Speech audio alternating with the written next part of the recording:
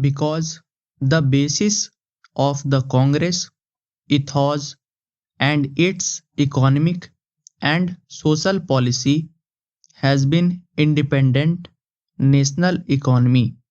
A country like India, if it has to follow an independent policy of non alignment, it cannot follow that policy unless it builds up a national economy.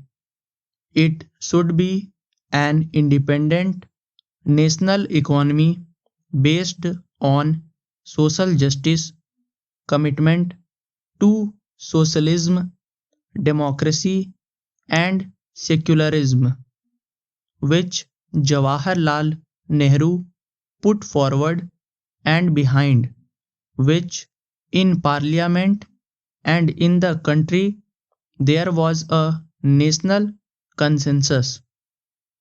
Our consensus Prime Minister, when he talks of the unity and independence of the country, threats from outside, and the economic imperialism that is threatening the development of independent economy, the emphasis you will find is on public sector building up the rural sector growth and social distribution, and on that basis building an economy based on self reliance and not dependent on foreign capital assistance.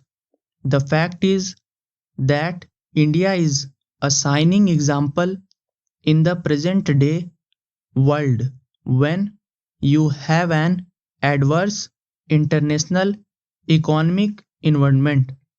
When economic assistance is going down, the multilateral assistance is cut down, the IDA aid is cut down, and policies are framed all round so that our export trade development and our export promotion is faced with greater difficulty.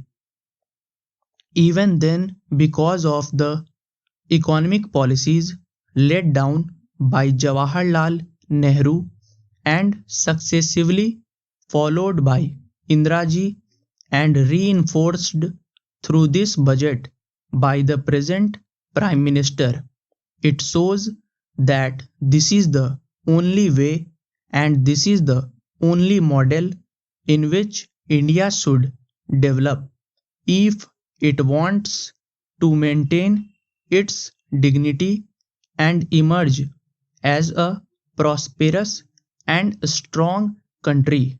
So, this myth is demolished that this budget is anti poor or anti growth or this budget is anti social justice.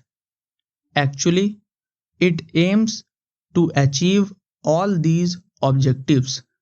He has also demolished the myth that this government or the government's economic policy is not for the poor but is more concerned about the upper middle class. This is all demolished, and I think it is necessary that in this house there is consensus behind the new path, or rather the new enforced path that is sought to be made out by this budget.